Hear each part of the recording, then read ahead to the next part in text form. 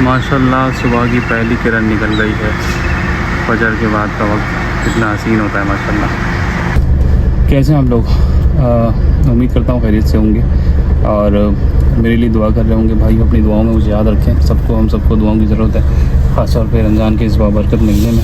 सुबह का वक्त जो होता है भाई, सुबह के वक्त जब पहली किरण निकल रही होती है उस वक्त दुआ मांगनी चाहिए। उस वक्त जो है काफ़ी दुआएं कबूल होती हैं, क्योंकि उस वक्त फरिश्ते आए होते हैं समझ में ज़मीन पे, और वो हमारे लिए ही आए होते हैं हमारी दुआएं सुनने के लिए। और उस वक्त कहते हैं कि जो दुआ मांगी जाए कबूल होती है। ख़ास तौर पे अल्लाह ताला फरमाता है कि है कोई रिस्क मांगने वाला, तो उस वक्त हमें रिस्क मांगना चाहिए अपने लिए। तो रिस्क मांगे या जो भी परेशानी आपके लिए उसके लिए मांगे, इंशाअल्लाह अल्लाह ताला कबूल फरमाएगा। अल्लाह ताला हमारे इन इबादत को कबूल फरमाए और हमें तौफीक अता फरमाए कि हम मज़ीद जो दिन बचे हैं उनको सही तरह से उनको यूटिलाइज़ करें और उन दिनों में सही इबादत करें और अपनी मग़फ़िरत करवाएं। सबके लिए दुआ मांगें। ख़ास तौर पर अपनी दुआओं में रज़ा के मुसलमानों को याद रखें कि जिन लोगों ने जानवर लेने थे ना वो ले लिए, या रमज़ान के जो चंद कुछ महीने कुछ दिन रह गए हैं रमज़ान के, उसमें जो अगर ले सकता है तो वो ले लेगा। ईद के बाद जो है वो सही की महंगाई होने वाली है। महंगाई क्या मतलब, जो असल रेट पे जो बकरीद वाले रेट होते हैं ना वो स्टार्ट हो जाएंगे। ज़्यादातर फार्मर्स ने अपना माल हाइड करके रखा हुआ है और ये बकरीद के बाद सब अनहाइड करेंगे, और उसके बाद जो बकरीद वाला रेट है फिर वो रेट खुलेगा कि क्या रेट है। और जो फार्म्स पे मिल जाएगा जानवर वो भी तकरीबन उसी रेट में आपको मंडी पे भी उसी रेट में मिलेगा। अच्छा, अब माल के अंदर कैटेगरी है एक नॉर्मल जानवर की, एक है नॉर्मल मतलब छोटे जानवर की बात आती है, फिर नॉर्मल जानवर की, नॉर्मल के बाद आता है बड़ा, और उसके बाद आता है और मज़ीद बड़ा। तो 4 कैटेगरी में मैं इसको कैटेगराइज़ करूँगा। एक सबसे छोटी कैटेगरी तो वो है जो पहले लोग 1, 20, 30 वाले जानवर लेते थे, वो अब 1.5 और 1.5 से ऊपर वाली कैटेगरी में आ गए हैं, वो इस कैटेगरी में मिलेंगे। और जो 2 लाख से 2.5 लाख के दरमियान जानवर मिलते थे, अब वो इस साल वो जानवर आपका 2.5 से 3 के दरमियान चला जाएगा, या हो सकता है इससे भी ऊपर जाएगा। और यही मेन कैटेगरी है 2.5 से 3 वाली, जो सबसे ज़्यादा बिकती है, ये सबसे ज़्यादा सेल होने वाली कैटेगरी है और इसी के ऊपर सबसे ज़्यादा ज़ोर होगा अभी। जो बड़ा जानवर है, बड़ा जानवर का ये है कि वो मिलेगा और फार्म्स पे ज़्यादा अच्छा मिलता है बनस्बत मंडी के। मंडी वाले तो मुंह फाड़ के पैसे मांगते हैं, मतलब अगर कोई 10 मन का जानवर हो तो फार्म वाला मांगेगा 25 लाख मांग लेगा मैक्स। मंडी में आप जाओगे वो 50 लाख मांगेगा।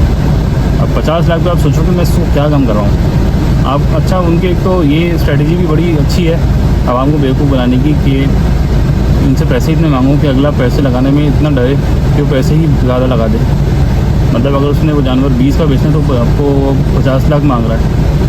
अब आप डर के इसको पैसे लगाओगे कि यार मैं इसको 10 लाख लगाऊँ, 12 लाख लगाऊँ, ये बोलेगा जा भाई जा काम कर अपना, तुझे तो लेना है नहीं, दिमाग ख़राब कर रहा है, भाग यहाँ से, बेइज्जत कर देगा। तो अगला डर के मारे बेइज्जती से बचने के लिए पैसे लगाता है 18 लाख 20 लाख, और उसने बेचना 20 लाख नहीं होता। फिर 18-20 से वो कहता नहीं ये तो कम है, यूँ है वो है, तो करते कराते 22 लाख का आराम से बेच देता आपको। 22 से 25 के दरमियान चिपका देता है वो। उसने बेचना होता है 20 का, वो 22 से 25 के दरमियान आपको चिपका देगा। तो ये स्ट्रेटजी होती है। तो मुझे याद है एक पिछले साल की वीडियो मानी भाई की, जिसमें उन्होंने अपने एक जानवर के बारे में बताया था जो वो मंडी में लेके गए हुए थे बेचने के लिए, लेकिन उसके अच्छे रेट नहीं मिल रहे थे। हाँ, तो मैं बता रहा था, मुझे मानी भाई की एक वीडियो याद है जिसके अंदर उन्होंने लास्ट ईयर की एक स्टोरी सुनाई थी। उनके साथ एक इंसिडेंट हुआ जिसको मैं कहूँगा वो ये कि एक जानवर था उनका जो कि 17-18 की कॉस्ट उनको आई हुई थी जिसकी, और वो अच्छा बड़ा जानवर था लेकिन सेल नहीं हो रहा था इन पैसों में जितने पैसे उसके ऊपर कॉस्ट आई हुई थी। तो उन्होंने बड़ी मुश्किल से कॉस्ट टू कॉस्ट करके बेच दिया। अब जहाँ उन्होंने जिसको बेचा उस बंदे ने किसी और ब्लॉक में मंडी में ही ले जाके वहाँ पे खड़ा कर दिया बेचने के लिए। अब आप ये सोचो कि उसने कहीं और ले जाके उसको खड़ा कर दिया उस भी मंडी के अंदर, और 17-18 का लिया हुआ। आप ये सोचो कि उसने कितनी डिमांड की होगी उस जानवर की मंडी में खड़ा करके उसी जानवर की सेम। और मैं आपको बताऊं उसने डिमांड की थी 65 लाख रुपए। 18 लाख का जानवर लिया हुआ, 65 लाख रुपए उसने डिमांड की। और अब उसमें स्ट्रेटजी उसने क्या खेली कि 18 का लिया हुआ 65 का डिमांड की। उससे हुआ ये उसको कि जब लेने वाला आया तो उसने 65 का डिमांड सुन के उसने इतनी बड़ी अमाउंट ऑफ़र कर दी उसको। मतलब स्टार्ट ही शायद 20 या 22 से स्टार्ट किया उसने, और उसने मेरे ख्याल से 23-24 में उसने बेचा। फिर तो उसने उस बंदे ने बोला ही इनको, ये था मानी भाई को, कि ये तुमसे नहीं बिकेगा, तुम मुझे दे दो। तो उन्होंने कॉस्ट टू कॉस्ट दे दिया, उनका बिक नहीं रहा था कॉस्ट में भी, तो उन्होंने कॉस्ट टू कॉस्ट में निकाल दिया। तो ये होती है भाई कहने के बाद कि आप डिमांड ही इतनी ज़्यादा करो कि आपका जो प्रॉफिट है वो अच्छा खासा बन जाए। उसमें जो लेने वाला होता है वो आपको पैसे तो लगाता है, जो उससे पूछने वाले होते हैं वो पूछ के चले जाते हैं, लेकिन जो लेने वाला होता है वो पैसे लगाता है, और पैसे फिर वो लगाता है सही तरह से ताकि वो मिले उसको जानवर, अगर उसने वाकई लेना है तो ये बात है। अच्छा अब अल्लाह जाने इस ईद पे कितना रेट हाई होगा, लेकिन सुनने में अब तक यही आ रहा है कि ईद के बाद जो अपनी रमज़ान ईद है, रमज़ान ईद के बाद असल जो रेट खुलेगा वो रमज़ान ईद के बाद स्टार्ट होगा रेट खुलना। जो फार्मर्स वगैरह जब अपना माल अनहाइड करेंगे उसके बाद जब वो डिमांड करना शुरू करेंगे तब सही रेट खुलेगा। और दूसरा मंडियाँ जो हैं हमारी, मंडियों में तो खैर बहुत ही बेतुकी डिमांड्स हो रही हैं। और आप अगर वीडियो देख रहे हो किसी की मलीज मंडी की, तो वहाँ पे आप देख सकते हो कि मतलब 4 मन के जानवर के वो 4 लाख 5 लाख मांग रहे हैं, 4 मन के जानवर के, और कम भी नहीं कर रहे हैं। इस वक्त ये हाल है, हालांकि बहुत स्लो है इस वक्त, रमज़ान की वजह से बहुत मंडी स्लो चल रही है, मतलब बिक नहीं रहा है माल, फिर भी वो रखे बैठे हैं, उनको पता है ईद के बाद जो है ऐसा लवाम आएगी और बिकना शुरू होगा। अच्छा जी, एक मज़े की बात जो मुझे सुनने में आई थी वो मैं आपको बताना चाहूँगा, आपसे शेयर करना चाहूँगा। अगर कोई मीट एक्सपोर्टर है तो वो लाजमी इस बात को गौर से सुने, क्योंकि इसी हवाले से है। एक मीट एक्सपोर्टर हैं जो कतर में मीट एक्सपोर्ट करते थे, और उनके साथ एक बहुत बड़ा इंसिडेंट हुआ जिसकी वजह से उनकी ज़िंदगी ही पलट गई। और पलट गई इससे मुराद नेगेटिव मायनों में पलट गई वो। और उनके साथ हुआ ये कि वो बकरा एक्सपोर्ट करते थे, बकरा भी। अच्छा, उनका मैं ये भी बताऊं कि उनकी स्ट्रेटजी क्या थी। वो लाट में उठाते होंगे बकरे, तो जो छोटे बकरे थे वो अच्छे बकरे होते हैं, छोटे में जो है चर्बी वगैरह कम निकलती है, तो वो बकरे वो एक्सपोर्ट करते थे। बकरा एक्सपोर्ट करने का उनका बिज़नेस था। और जो बड़े बकरे थे वो निकल जाते थे लाट के अंदर, तो वो बकरे वो मीट वन वगैरह पे इन जगहों पर देते थे, वहाँ पे सेल करते थे। तो उनके साथ एक मिसहैप हुआ कि जिस स्लॉटर हाउस जो होते हैं जहाँ पे ये लोग कटवाते हैं बकरे और फिर भिजवाते हैं, तो जिस स्लॉटर हाउस से कटवाया था उन्होंने बकरे, तो उनका उस बंदे ने, स्लॉटर हाउस वाले ने ये काम किया कि बकरे के अंदर हेरोइन भर के भेज दी।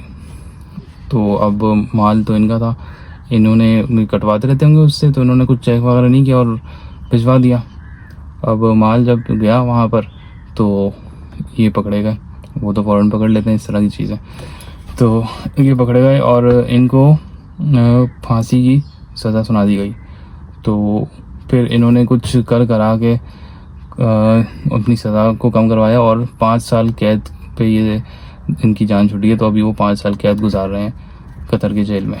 तो ये भी हो जाता है लोगों के साथ। तो पाकिस्तान में इस तरह के भी काम हो रहे हैं, लोग इस तरह से अपने हीरोइन भिजवाने के चक्कर में किसी और को फंसवा सकते हैं। तो अगर कोई ऐसा काम कर रहा है तो भाई बहुत बहुत आप सावधान रहें, मतलब कि एहतियात रखें, और किसी से आप बिल्कुल अंधा एतमाद करके कटवाएं नहीं, और बिल्कुल चेक करके अपने पूरे गोश्त को, हर चीज़ को चेक करके। वो तो ज़ाहिर बड़े बड़े पीस जाते हैं, अब बकरा तो पूरा एक साबुत पीस में जाता होगा वहाँ पर, और जो बड़ा जानवर होता है बीफ, उसके अंदर जो है उसमें शायद 2 पीस जाते होंगे या 4 पीस जाते होंगे, मुझे इतना नहीं पता, लेकिन बकरा 1 पीस में जाता है। तो जिसकी वजह से उन्होंने पूरे बकरे में ये काम कर दिया था। बहरहाल जो भी अगर ऐसा कोई काम करता है या करने का सोच रहा है तो इन सब चीज़ों को भी मद्देनज़र रखिए, और अंधा एतमाद तो किसी पे भी कहीं पर भी नहीं करना चाहिए इस मुल्क में। इस मुल्क में बहुत बुरे हालात हैं भाई लोगों के, पैसे के लिए कुछ भी कोई भी कर सकता है। चले भाई, ये एक बात रह गई थी और मैं काफ़ी टाइम से सोच रहा था ये बात मैं आप लोगों को बताऊँ, आपके साथ शेयर करूँ। ये रेल सिनेरियो है, और ये मैं बताऊँगा नहीं, एजेंसीज़ के थ्रू ये मुझे इन्फॉर्मेशन मिली है। बहरहाल बस फ़िलहाल अभी तक के लिए इतना ही, बाकी अपना ख्याल रखें। अल्लाह हाफ़िज़।